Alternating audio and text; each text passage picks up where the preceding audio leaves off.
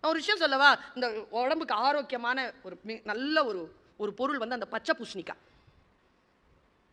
கரெக்டா உள்ள வந்து குங்குமத்தை அடைச்சி கரெக்டா ரோட்ல போய் உடைக்கிறோம் பத்தியா? திங்கிறது இல்லை. அது உடைச்சாலும் அடுத்தவனும் தின்னுடக்கூடாதுங்கிறதுனால உள்ள ஃபுல்லா வந்து மஞ்சளை போட்டு குங்குமத்தை போட்டு போட்டு பல வேளைகள் நான் சொல்லுகிறேன். நாம் வல்லமை பெற்றவர்கள் தான். நம்முடைய வலிமை வேறறுக்கப்பட்டு கொண்டே இருக்கிறது. அதை கண்டுபிடித்து நம்முடைய வல்லமையை நாம் மீட்டெடுக்க வேண்டும். இதனால் தான் பேசுகிறோம்.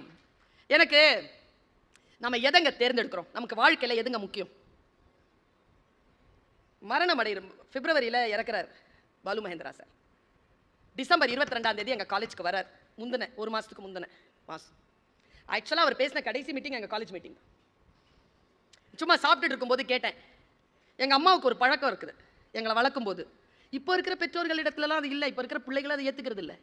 கூட்டிகிட்டு போய் யாராவது வீட்டுக்கு வந்தாங்கன்னா விட்டுருவாங்க. எங்கள் அம்மா, எங்கள் 5 பேர், எனக்கு ஒரு அண்ணன், ஒரு அக்கா, ஒரு தம்பி, ஒரு தங்கச்சி, 5 பேர். எனக்கு 4 சித்தப்பா, 2 அத்தை. அதெல்லாம் 3 சித்தப்பா தான், ஒன்று விட்ட சித்தப்பா வந்து உட்காந்துருவாங்க. யார் வந்தாலும் இதான் அறிவுரை சொல்லும். அதில் ஒரு சித்தப்பாக்கு அறிவுரை சொல்லவே தெரியாது. ஆனால் அவருக்கு அறிவுரை சொல்ல தெரியாதுன்னு அவருக்கு தெரியாது. வச்சு செய்வாருங்க. 40 நிமிஷம் கேட்டுக்கிட்டே இருப்போம். அறிவுரைகள் இருக்குல்ல. ஆனால் ஒன்று சொல்கிறேன், யாருடைய உதடுகளில் ஒளிந்துட்டு இருக்கக்கூடிய அந்த அறிவுரை நம்முடைய வாழ்க்கையை அப்படி ஒரு ஒரு வெளிச்சத்தை கொடுக்கும் தெரியாது. உடனே ஒரு மூங்கில் புல்லாங்குழல் ஆகும்.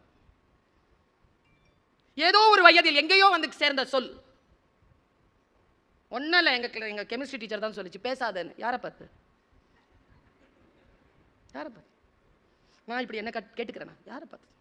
பேச மாட்டேன், பழைக்க தெரியும். இங்கே யாரை பார்த்து சொல்கிறீங்க பேசக்கூடாது? பேசவே பிறந்தவன். பேசாத, கிளாஸில் பேசாத. எங்கே பேசணுமா அங்கே பேசு, எங்கே பேசக்கூடாது அங்கே பேசாத. சொல் கிடைச்சிருச்சு. அங்கே பேசுறதை நிறுத்தினா இதோ இங்கே பேசு. சொல்லார சும்மா இரு. அருணகிரிநாதருக்கு முருகன் தந்தது அருள் வாக்கு. சொல்லார சும்மா இரு. பல விஷயங்கள் வந்து சேரும். கவனச்சிதறாமல் இருக்கின்ற பொழுது பல விஷயங்கள். நமக்கு என்னங்க வேணும்? எனக்கு என்ன வேண்டும்? உண்மையில சொல்லுங்க. ஒவ்வொரு உயிரும் எதற்கு தவிக்கிறது? இங்க உட்கார்ந்து இருக்கிறோமே, நம்ம எல்லாருக்குமே எதுக்கு தவிக்குது? எல்லாருக்குமே ஏதோ ஒன்று தவிக்குதே உள்ள. எதுக்கு தவிக்கிறோம்? நாம எல்லாம் ஒரு பெரிய தப்பு பண்றோம். என்ன தெரியுமா? அடுத்தவங்களை திருத்திடலான்னு. முடியாதுங்க. முயற்சி பண்ணாதீங்க. வேஸ்ட். கொஞ்சம் நேரம் திருந்தின மாதிரி அது இருக்கும். நம்ம கிட்ட இந்த எல்லாம் செலவானதுக்கு அப்புறம் மறுபடியும்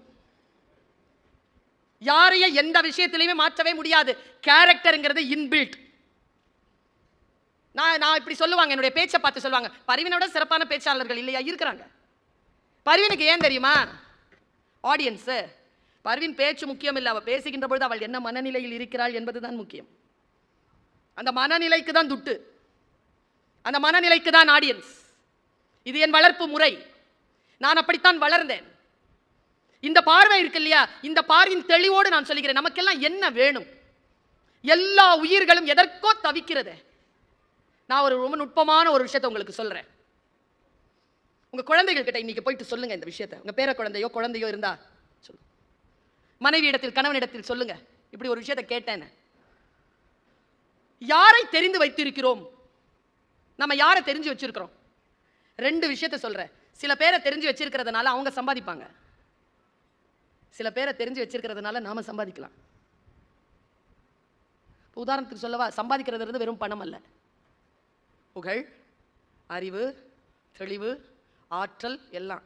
இப்போ ஜெயிலர் படம் வந்தது, வந்துச்சா? யார் இயக்குனர்? புத்தக கண்காட்சிங்கிறதுனால அமுக்கி வாசிக்கிறாங்க, படிக்கிறதில்ல. இப்போ இஸ்ரோவில் சந்திராயன் 3 விட்டாங்கல்ல, அந்த குழுக்கு இயக்குனர் யார்? நான் என்ன சொல்கிறேன், முதல்ல சொன்னோம்ல, அவரை தெரிஞ்சு வச்சிருக்கிறதுனால அவர் சம்பாதிப்பார். இவர் சொன்னார்ல, இவரை தெரிஞ்சு வச்சிருக்கிறதுனால நாம சம்பாதிக்கலாம். எதை தெரிந்து வைத்திருப்பது? எல்லாம் பொழுதுபோக்கு அம்சங்கள் இல்லை. சிரிக்க சிரிக்க தான் பேசுறார் மதுக்கூறார். மதுக்கூறார் சிரிக்க வைத்து பேசுவதிலே கிடைக்கின்ற அறிவு வெறும் சிரிக்க வைக்க வேண்டும் என்று பேசுகின்ற பேச்சாளர்களிடத்தில் நான் கண்டதில்லை. எதற்காக? ஏன்? இப்ப நான் ஒரு விஷயம் சொல்றேன். இங்க கரூர் மாவட்டத்தில் எப்படின்னு தெரியல, இங்க சேவல் சண்டை நடக்குமா? இங்க தான் ஃபேமஸா? நீங்க தானே அது? நானும் ஊர் ஊரா போய் கேட்டுக்கிட்டு இருக்கிறேன். இங்க தானா? ஒரு படம் கூட வந்துச்சு. நான் இன்னொரு விஷயம் சொல்ல போறேன். உங்க மனசுல இருந்து இது விலகவே விலகாது. இப்ப நான் சொல்ல போற விஷயம், நான் ஒரு காலேஜ்ல வேலை செய்யறையா. அந்த காலேஜ் 1955 கட்டப்பட்டது. முதல் கல்லெடுத்து வச்சவர் ஜவஹர்லால் நேரு. ஜஸ்டிஸ் பஷீர் அகமது சயீத் என்கின்ற ஒரு மா மனிதர் நியூ காலேஜ் அப்படின்னு ஒரு காலேஜ் ஆரம்பிக்கும் போது, இன்றைக்கு பெண் குழந்தை தினம்ன்றதால இந்த செய்தியும் சொல்லிடுறேன். இந்த போர்ட் மீட்டிங்ல அவர் சொல்றார், மியாசி கீழே நியூ காலேஜ் வருது, 1951 நான் பேசுறது, நியூ காலேஜ் வருது, பெண்களுக்குன்னு ஒரு காலேஜ். போர்ட் மீட்டிங்ல பிரச்சனை வருது. ஏப்பா பொம்பளை பிள்ளைங்களுக்கா, முஸ்லீம் பிள்ளைங்களுக்கா, அதெல்லாம் அப்புறம் பார்த்துக்கலாம். உடனே எந்திரிக்கிறார் ஜஸ்டிஸ் பஷீர் அகமது சயீத்.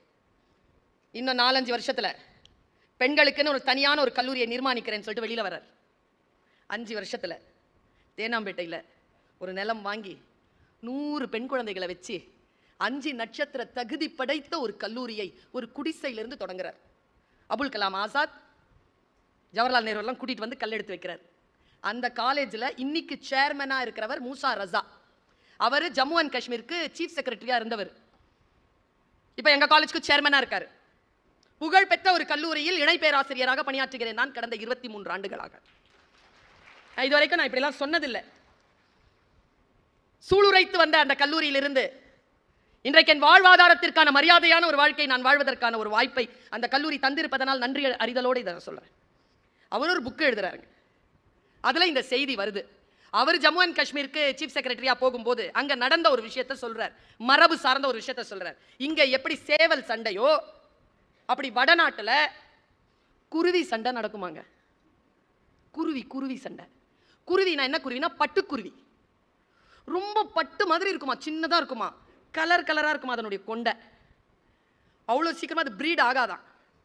பல லட்சம் ரூபாய் பெருமதியான ஒரு காசு கொடுத்தாதான் அது கிடைக்குமா. நவாபுகள் வளர்ப்பாங்களா அதை. ஒரு சின்ன கட்டுரையில் அதை எழுதுறாரு. என் மனசு என்னமோ பண்ணிருச்சு. அதை நமக்கு என்ன வேண்டும் அப்படிங்கிற கேள்வி நான் கேட்டேன்ல, அதை நான் இப்ப சொல்லிட்டு போறேன். அந்த பட்டுக்குருவியை வச்சு என்ன பண்ணுவாங்கன்னா, ஒரு நாள் பௌர்ணமி இரவுல விருந்துக்கு கூப்பிடுவாராம் ஒரு நவாப். விருந்தினர்கள் யாருன்னா IAS IPS கவர்னர்கள், பெரிய பெரிய போலீஸ் ஆபீசர்ஸ், அவங்க தான். வந்து உட்கார்ந்த உடனே டின்னர்லாம் முடிச்சதுக்கு அப்புறமா இந்த சண்டை தொடங்குமா. இந்த சண்டை எப்படி நடக்கும்னு அவர் எழுதியிருப்பாருங்க. ஒரு சின்ன பட்டு துண்டை இப்படி விரிச்சிருவாங்களாம். 2 நவாபுகள் வந்து அந்த குருவியை ட்ரெயின் பண்ணியிருப்பாங்களாம். நவாபுகளுக்கு பட்டுக்குருவி ட்ரெயின் பண்றதுங்கிறது ரொம்ப பிரிஸ்டீஜியஸான விஷயம். அதை தயார் பண்ணும்போது எப்படி பண்ணுவாங்கன்னா, அதனுடைய காலில் ஒரு பட்டு நூல் கட்டி ஒரு நவாப் இப்படி பிடிச்சி வச்சிருப்பாராம். அப்படி இழுத்த உடனே அது ஃபீல்டுக்கு போயிடும். கண்ட்ரோலில் இருக்கும், பறக்காது, கண்ட்ரோலர். பட்டு துணியை விரிச்சு 2 பேருக்கும் அப்படின்னு உடனே சண்டை ஆரம்பிக்கும்.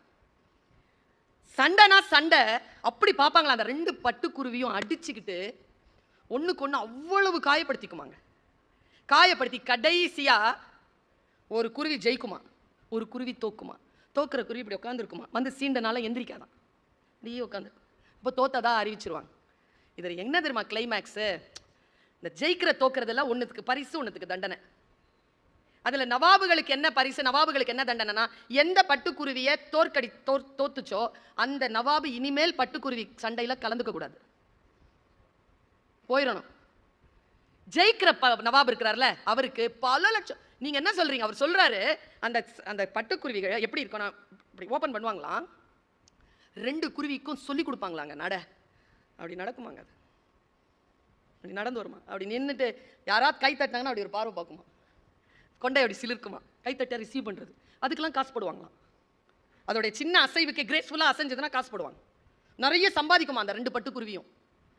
சண்டை முடிஞ்சு தோத்த குருவி இருக்குல்ல, அவங்க அந்த நவாபுக்கு அந்த தண்டனை. இந்த நவாபுக்கு நிறைய பரிசு பொருள், லட்சமா பரிசு பொருள். குருவிக்கு என்ன கிடைக்கும்னு நான் படிக்கிறேன். ஒரு பக்கம் ஃபுல்லா நவாபுகளுக்கு தான் என்ன கிடைக்கும்னு, கடைசி பக்கத்துல குருவிகளுக்கு ஒரு பரிசு, ஒரு தண்டனை. ஆடி போயிட்டேன் நான் அதை அப்படியே கடத்துறேன். இப்ப நாம எல்லாம் நவாப் இல்லை, நாம எல்லாம் குருவி. சரியா? வாழ்க்கையில ஜெயிக்கணும், ஃபர்ஸ்டா வந்துருவீங்களா? வந்து என்ன பண்ண போறீங்க? பைக் எடுத்துட்டு முதல்ல போயிடுறான். அங்க முதல்ல போக முடியாது, யாராவது ஒருத்த முன்னால போயிட்டு தான் இருப்பான். ரோட்ல எல்லாம் முந்திக்க முடியாது. ஜெயிக்கிற குருவிக்கு என்ன பரிசு தெரியுமா? எப்பா, கிவி பழம் கொடுப்பாங்களாம். கிவி பழம் கொடுத்துட்டு ஒரு இந்த பட்டாடைகள் இருக்குல்ல, இந்த பட்டமளிப்பு விழாவில் போடுவோம்ல, அந்த மாதிரி ஒரு தங்கத்தால் நெய்த ஒரு மெலிதான ஒரு பட்டு துணியில செய்த ஒரு ஒரு ஃப்ளையர் அதுக்கு போட்டு விடுவாங்க. அதை அப்படி போட்டுக்கிட்டு அந்த காலை அப்படி இழுத்த உடனே அது அப்படி நடந்து போகுமாங்க. கைத்தட்டல் பின்னி எடுக்குமா. இவ்வளோ கைத்தட்டல்லையும் இந்த உட்காந்த குருவி உட்காந்து அப்படி தான் இருக்குமா. எந்திரிச்சு கூட பார்க்கலாம். என்ன புத்தி அதுக்குன்னு தெரியல. இந்த ஜெயித்த குருவி நேரா உள்ள ஒரு பெரிய தங்க கூண்டை வந்து பரிசா கொடுப்பாராம் அந்த நடத்தின நவாபு. அதுக்குள்ள வந்து பெரிய ஒரு பட்டு துணியில அது உள்ள போய் உட்காந்துக்குமா. அவ்வளோ சூப்பர். இந்த தோத்த குருவிக்கு என்ன தண்டனைன்னு படிச்சேன் பாருங்க. ஒன்றும் செய்ய மாட்டாங்களா. அந்த கொண்டை இருக்கல, அழகு கொண்டை, அதை வெட்டிடுவாங்களாங்க. அதை இனிமேல் கொண்டையை ஆட்டவே முடியாது, அப்படி பண்ணவே முடியாது. வெட்டிட்டு இனிமேல் நவாபுக்கு அது சொந்தம் இல்லை. நவாபு நடத்தின நவாப் கையில் வாங்கி ஜன்னல் திறந்து எல்லாம் பார்க்க பறக்க விட்டுருவாராம். அது பறந்து போயிருமா. கடைசியாக மூசா ரஸா எழுதுறார், நவாபுகளுக்கு கிடைத்த பரிசை விட ஜெயித்த குருவிக்கு கிடைத்த பரிசை விட தோற்ற குருவிக்கு கிடைத்த சுதந்திரத்தையே நான் விரும்புகிறேன். அழகு போனா போட்டோம், இந்த உலகம் தோத்துதுன்னா சொல்லிட்டு போட்டோம், ஆனால் என் வாழ்க்கையில் நான் சுதந்திரத்தை மட்டுமே தேர்ந்தெடுப்பேன் என்று சொல்லுகின்ற அந்த விஷயம் இருக்குல்ல, அதைத்தான் சொன்னாரு பாலு மகேந்திரா. நான் போய் கேட்டேன், ஏதாவது ஒரு நல்ல வார்த்தை சொல்லுங்க யான்னு. எனக்கு அவர் சொன்ன வார்த்தையை நான் அப்படியே கடத்திட்டு போறேன். ஜெயிக்கிறதோ தோக்கிறதோ அது முக்கியம் இல்லை பர்வீன். வாழ்க்கையில விரும்பியதை செய்து கொண்டே இருக்கிறோமா, அதுதான் முக்கியம். விரும்பியதை செய்கிறாயா? நம் வாழ்க்கையில் விரும்பியதை செய்வதற்கான அந்த வாய்ப்பு நமக்கு இருக்கிறதா? எவ்வளவு தவறு செய்கிறோம். சின்ன சின்ன தவறுகள்